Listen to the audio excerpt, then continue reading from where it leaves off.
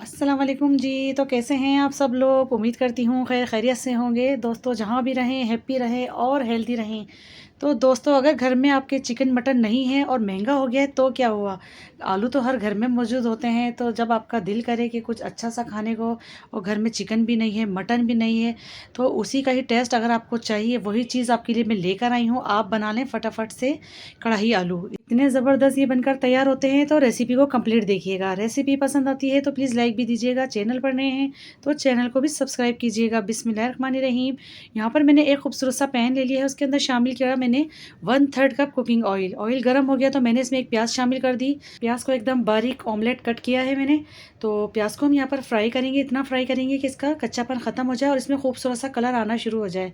तो जैसा कि आप देख रहे हैं बहुत खूबसूरत सा इसमें कलर आना स्टार्ट हो चुका है। तो मैं यहाँ पर शामिल कर दूँगी 1 टीस्पून भर के अदरक लहसुन का पेस्ट। अदरक लहसुन के पेस्ट को भी यहाँ पर अच्छे से भूनना है हमें, ताकि इसका जो कच्चापन है वो ख़त्म हो जाए। और यकीन मानिए इतने मिनटों में ये रेसिपी बनकर तैयार हो जाती है। बिल्कुल भी मेहनत नहीं लगती। 10 मिनट में हमारी कतलम में बनकर तैयार हो जाएंगे। तो अब यहाँ पर मैंने शामिल कर दिए 3 बड़े साइज़ के मेरे पास टमाटर थे।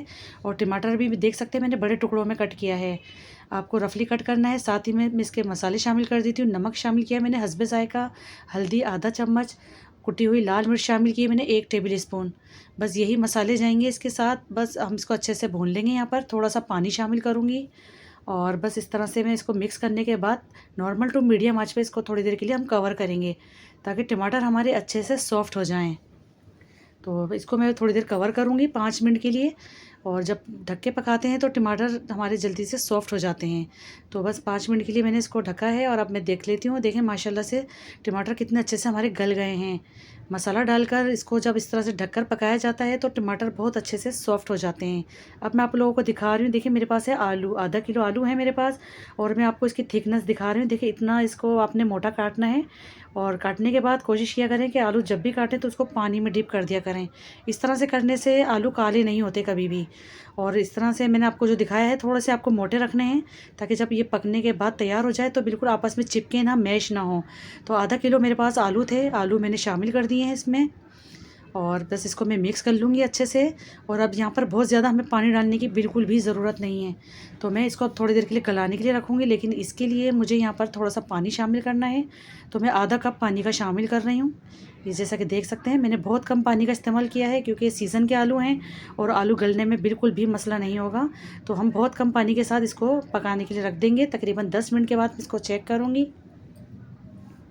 तो देख लेते हैं। इसको 8 से 10 मिनट हो गए हैं पकते हुए और माशाल्लाह से बहुत अच्छे से हमारे आलू यहाँ पर कुक हो चुके हैं, गल चुके हैं। मैंने चेक कर लिया था और इसका पानी भी आप देख सकते हैं ड्राई हो गया है।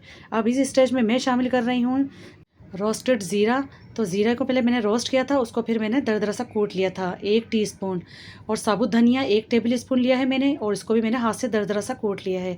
तो ये दोनों मसाले आपको इसी स्टेज पर ही शामिल करने हैं। जब आप इसकी भुनाई करें उस टाइम डालिएगा। यकीन मानिए इसका जब आप इसको डालेंगे ना तो इस रेसिपी का नक्शा ही बदल जाएगा। आप फील ही नहीं कर सकते। ऐसा लगेगा कि जैसे आप लोग कोई कढ़ाई गोश्त खा रहे हो, कोई कढ़ाई मुर्गी खा रहे हों। इतना बेहतरीन सा इसका टेस्ट निकल कर आएगा। और फिर साथ में मैंने शामिल कर दिया 2 से 3 हरी मिर्चें। इस तरह से मैंने साबुत डाली है इसको कट लगा के। तो बहुत ज़बरदस्त फ्लेवर आता है, हरी मिर्चों की बहुत ज़बरदस्त खुशबू आती है इस आलू के कतलमों में। तो देखिए कितनी बेहतरीन से हमारी लुक आती जा रही है और मैं इसको सेपरेट करती जा रही हूँ।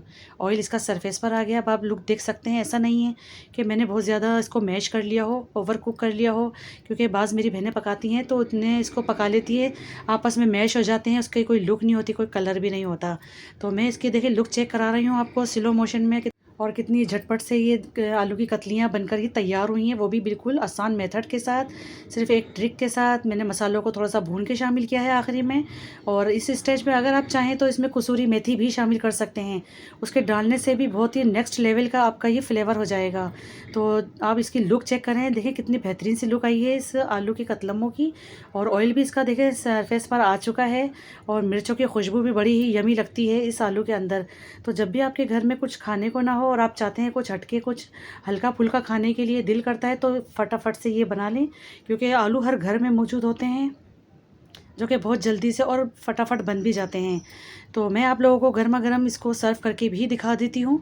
तो ये देखिए माशाल्लाह अल्हम्दुलिल्लाह। और आप सबसे पहले इसकी ग्रेवी चेक करें, इसका मसाला देखें कितना परफेक्ट इसका मसाला बना है। इसको पराठों के साथ खाएं, चपाती के साथ खाएं, बड़े ही लाजवाब लगते हैं।